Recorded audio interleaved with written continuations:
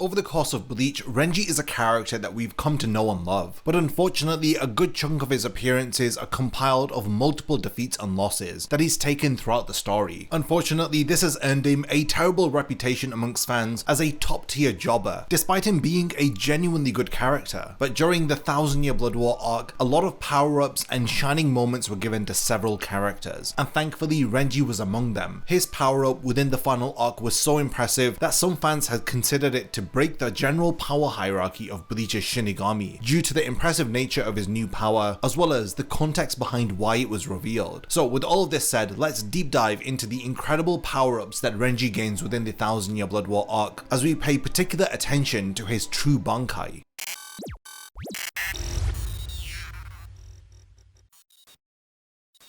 Before the video begins, only 12% of the people who watch my content are subscribed to the channel. If you enjoy these videos, then subscribe and stick around for more content just like this. Now let's get back to the topic of the video. To understand Renji's true Bankai, let's take a closer look at the nature of Bankai itself. The concept of Bankai is first introduced during the Soul Society arc in chapter 121 as the second and final form of a Zanpakuto, and it is described as an evolution of Shikai, which is a Zanpakuto's first release. A Bankai reveals the full power of a Zanpakuto and the full power of a shinigami who has achieved it. A minimum of 10 years of training is required in order to attain Bankai. While this appears to be a fixed rule within the manga, there have been several shinigami who have attained Bankai in quite a short duration of time, as Urahara had attained Bankai within 3 days using the Tenshintai, a special device that he had created to facilitate Bankai attainment, and additionally Ichigo had acquired Bankai within 2 days using the exact same device thanks to the help of Yoriichi. And then you've got prodigies like Toshiro Hitsugaya and Genichimaru who would attain Bankai within just a year without the use of any external help like Urahara and Ichigo did. Now Renji had also attained Bankai at the same time as Ichigo, but it was already implied that Renji had started his training for his Bankai quite a while before that. Now this training that Renji speaks of is the core requirement of acquiring Bankai. When you're training to acquire the final form of a Zanpakuto, you need to learn to manifest your Zanpakuto spirit into the real world, and this is the opposite of the training that is required to attain Shikai, which requires the shinigami to manifest into their inner world and interact with their Zanpakuto spirit and to learn its name. The process of acquiring Bankai is a profound metaphor on self-discovery, and it's an insanely cool power-up, and it's evident why the Bankai transformation has become one of the most iconic power-ups within all of shonen anime and manga. Kubo had continued to expand upon the idea of Bankai throughout the story, and it had culminated during the 1000-Year Blood War arc where he had introduced the concept of true Bankai. Several fans have criticized this introduction as being a lazy and poorly thought out excuse to give certain characters more power-ups during the final arc. I believe that this assumption couldn't be further from the truth, and the seeds of true Bankai were planted long ago, well before their reveal during the 1000-Year Blood War arc, and this is due to the existence of false Shikai, which Kubo had introduced via the 5th seat of Squad 11 Yumichika. He originally shows off a triple-bladed Shikai with no remarkable abilities for a good chunk of the story. That is until chapter 321, during the Fake Karakura Town arc, we learned that he had been limiting the full power of his Shikai so that he could hide the truth that his Zanpakuto possessed Kido type abilities. This was just so that he could fit into Squad 11, who are known for their swordsmanship. Hilariously, he had pulled this off by calling his Zanpakuto the wrong name, specifically associating it with a color that his Zanpakuto dislikes. Now this implies that the full power of a Zanpakuto release could be limited if the relationship between the shinigami and the Zanpakuto isn't fully actualized. Now the most important takeaway from all of this is the idea that if a shinigami can restrict the full powers of their Zanpakuto release, then inversely it makes it possible for a Zanpakuto spirit to also limit the power that they give to the wielder upon release. It is this idea that becomes the foundation of this very concept of true Bankai, and through this example of Yumichika, it is evident that the idea of true Bankai or true Shikai had existed within the story long before the 1000-Year Blood War arc. Now coming back to Renji's character, we need to understand what his original Shikai was so that we can appreciate just how much of a power increase he had obtained after activating his true Bankai. He had in fact acquired Bankai around the same time as Ichigo, even though he had started to train for it much earlier than he did. He first had used it against Byakuya within chapter 141 of the manga. His Bankai is called Hihio Zabimaru, and it appears as a massive skeletal serpent with its its head sitting on the iconic red fur mane, and the tail of the serpent becomes the hilt of the blade. It seems to have some degree of individuality, as it appears to be alive and moves of its own accord as if it were a living snake, but it only attacks enemies under the command of Renji. Now essentially, Hihio Zabimaru is a larger version of its Shikai, whose basic ability was a snake-like blade that could extend and attack enemies from a distance. His Shikai also has the ability to partition into multiple segments that he can control and to attack his enemies through the use of a technique called Higazeko. The major downside of this ability is that he is temporarily disarmed, as it takes him quite some time for his Shikai to reassemble after using this ability. The limitations of it, however, didn't stop there, as his Shikai was also limited to only 3 consecutive attacks per extension, after which it would have to return to its original shape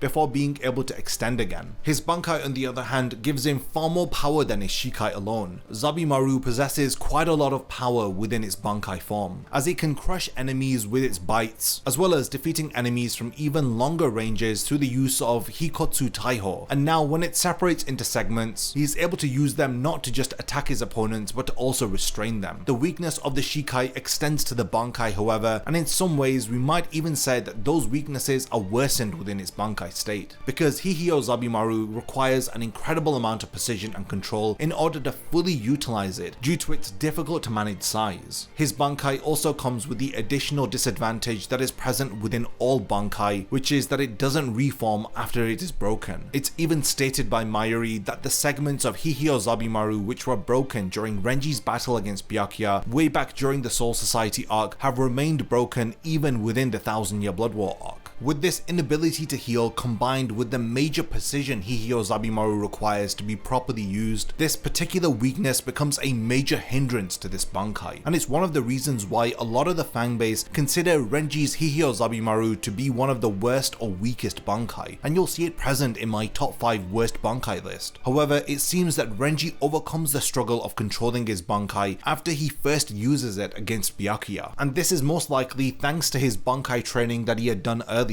I guess those 10 years of training that are required to properly utilize Bankai don't seem so crazy after all, considering this lengthy training duration will prepare any shinigami to be able to use the full capability of their Bankai. I think that this is a point that Kubo makes quite intentionally with how every character who has attained Bankai in a shorter time duration than 10 years all appear to have some sort of limitation with their Bankai ability. The notable examples are of course Ichigo, Renji, and even Hitsugaya. On a side note, it's fascinating to examine how Hitsugaya and Renji both had their true Bankai revealed during the final arc. Both of these characters demonstrated Bankai that were not too different from their Shikai. Before Hitsugaya could access the full power of his Bankai, the only real difference between his Shikai and his Bankai was the volume of ice that it could produce. And when we see him acquire the true power of his Bankai, we realize just how different it is from his Shikai, as it has granted him the ability to instantly freeze his enemies without the need to directly encase his enemies in ice, and he is even able to negate the supernatural abilities of whatever his ice freezes. Renji's old Bankai and his true Bankai differ in a similar manner, but before we get into that, how on earth did he acquire his true Bankai? Renji's journey towards attaining this power-up had started during the first invasion of the Quincy, when the Wandenreich led by Yuhobak had invaded the Soul Society and had totally flattened the Serete. Now this invasion catches the Gotei 13 off guard, and it is because they had known very little about their opponents that they had found themselves on the end of a one-sided slaughter that would get increasingly worse as the invasion had continued. Now one of the most crippling factors of this invasion would be the Sternritter's possession of a medallion that could steal Bankai. Renji would come to see this power firsthand after witnessing the fight between Byakuya and Asnot within chapter 496, where once again, due to how little they had known about the enemy, they had assumed that they had the ability to seal Bankai and not steal them. Now this would lead to Hitsugaya, Soifon, Komomura, and even Byakuya using their Bankai in an attempt to instantly defeat their enemy before having their Bankai sealed. Much to their horror, they had found out that their Bankai wasn't being sealed, it was in fact being stolen. Asnot would use Byakuya's own Bankai against him, which would result in his brutal defeat, which had left him on the verge of death. Renji was powerless to do anything about it, and just as he was about to activate his own Bankai to help his captain, he was taken out by a single dropkick from Mask D Masculine. Asnot scolds Mask as he tells him that he should have allowed Renji to activate his Bankai so that it could have been stolen. The first Quincy invasion had ended before the Quincy could have totally destroyed destroy the Soul Society, and this is because of Yhwach exhausting the amount of time that he could spend outside of the shadows. Now this leaves a battered and bruised Gotei 13 to lick their wounds and to pick up the pieces in order to prepare for the Quincy's next and final invasion. The Zero Division would descend from the Royal Palace to offer some support to the Soul Society, taking with them Ichigo, Renji, Rukia, as well as the critically wounded Byakuya in order to heal and train all of them to prepare for the return of the Quincy. Now after they reach the Royal Palace, Renji and Ichigo heal up within Tenjiro Korinji's hot springs as they begin their training with the Zero Division in chapter 522. After feasting at Kiryu Hikifune's palace, they recharge their spirit energy and head towards Nimaya's Hoden to have their Zanpakuto reforged. Now this is where they both find out that they have been totally neglecting their Zanpakuto, leaving them unloved and very brittle. Nimaya gives them a chance to redeem themselves by earning the trust of one of the Asauchi, who are very angry at them for how they have mistreated their blades. Renji succeeds in the venture after 3 days, but Ichigo ends up failing. Now this scene is very important in understanding the difference between Ichigo and Renji in not just how they relate to their Zanpakuto, but also how much they understand themselves. Renji succeeds because while he hasn't fully earned Zabimaru's respect, as will be revealed by Ichibei in chapter 564, there still exists a strong, valid bond between them. But Ichigo on the other hand fails because his entire relationship with his Zanpakuto was built upon a lie, and his crippling lack of knowledge on who and what he is makes the Asauchi reject him. Renji goes on to have his Zanpakuto reforged, and he joins Rukia as they're being trained by Ichibei in a different section of the Royal Palace, which is most likely Ichibei City. Now Renji and Rukia had in fact disappeared from the 1000-year Blood War arc for several chapters until we had seen them again in chapter 561. Now this is where Renji would save Captain Rose from being killed by Mask the Masculine, while Rukia had attended to the downed Rose and Kensei. Renji goes on to prepare to face Mask the Masculine as Rukia is about to leave with Rose and Kensei to get them healed. She tells Renji that he should have nothing to worry about since Mask should pose little to no threat to him with the kind of power that he possesses now, to which Renji would reply in agreement. Now this did give me PTSD flashbacks to when Ichigo had said that he can't imagine Chad losing after he was defeated by Shunsui during the Soul Society arc, but thankfully Rukia was right on this occasion because Mask was absolutely destroyed by Renji in his Shikai state. This had resulted in Mask needing to use the full extent of his power. Now this isn't because Mask is weak, but it's because of how powerful Renji has become now. Let's try to understand what had happened before Renji and Rukia had arrived onto the battlefield. We know that during the first invasion, Mask had completely taken out Renji with a single dropkick, and this immediately implies that Renji was very inferior to him before their fight in the second invasion. Mask easily had defeated Shuhei, and he would then go on to fight Kensei and to use the power of his Shrift, the Superstar, in order to empower himself to the point that Kensei could no longer keep up with him or even hurt him anymore with his Bankai explosions. Mask would defeat Kensei and start to fight Rose, who immediately kills James in order to prevent him from powering Mask up any further. Rose then activates his Bankai, and well, the less that is said about Rose the better, I think. After he defeats Rose, he'd have James cheer for him and to heal his injuries and to increase his power once more, and for further context, Rose had fought a full-powered Coyote Stark in his Resurrection without even needing his Bankai. Stark even praises both his and Love's power, so he's definitely not some fodder captain. And this is just to highlight how powerful Mask is. And this is what Renji was up against, an enemy who was pretty much on the same level of power as the first Espada, and of course he overwhelms the Sternritter without even using his Bankai. Now it's at this point that his regular Shikai shows no real change in its abilities, but this changes when James regenerates from being sliced apart by Renji. He ends up cloning himself a number of times and starts to cheer Mask on, empowering him an unquantifiable amount of times and giving him the upper hand against Renji. But to be honest, it doesn't seem like Renji is taking any damage from these hits, and they appear to be just strong enough to knock him off of his feet for now. Mask, preparing to finish him off,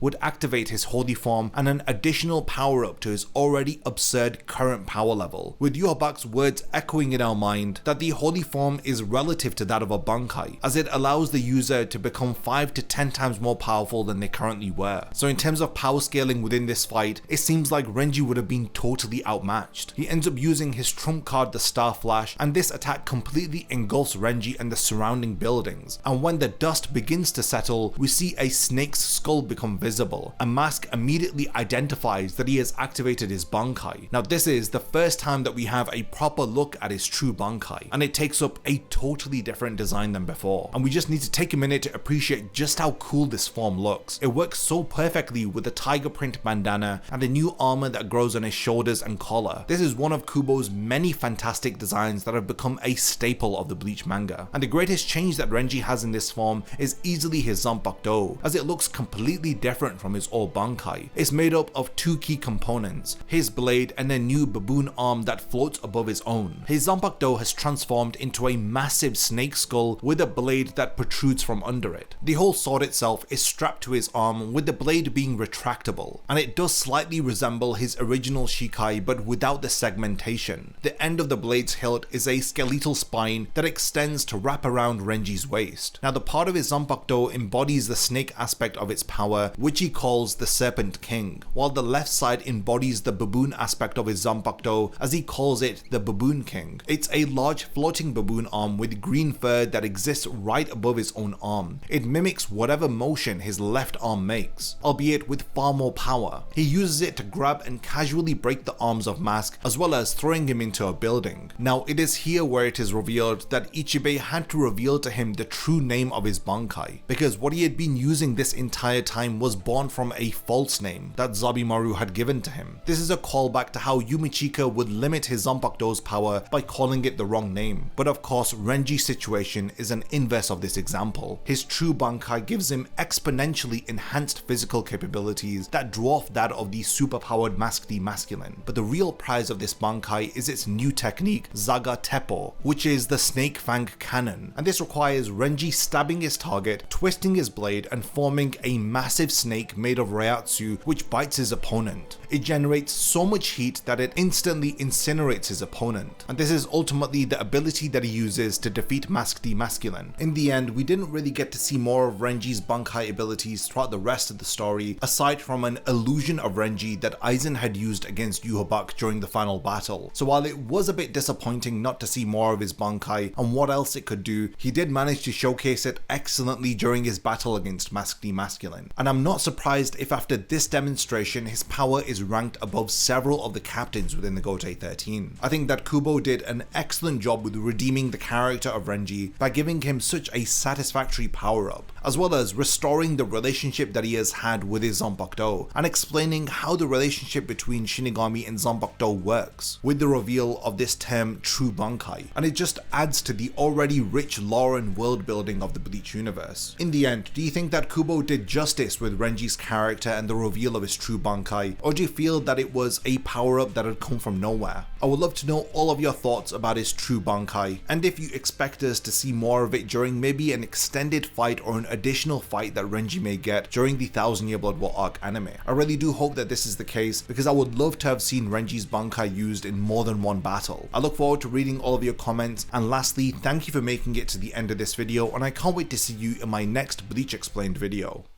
If you enjoy my content, then you can support my channel through Patreon for as little as $1 a month, or even through YouTube by becoming a channel member. You will gain access to exclusive channel perks and a Discord server which I frequently use. So become a member of my Zero Division and be the first to know about my upcoming videos. And once again, thank you for sticking around till the end of the video, and whatever you contribute will mean a lot to me.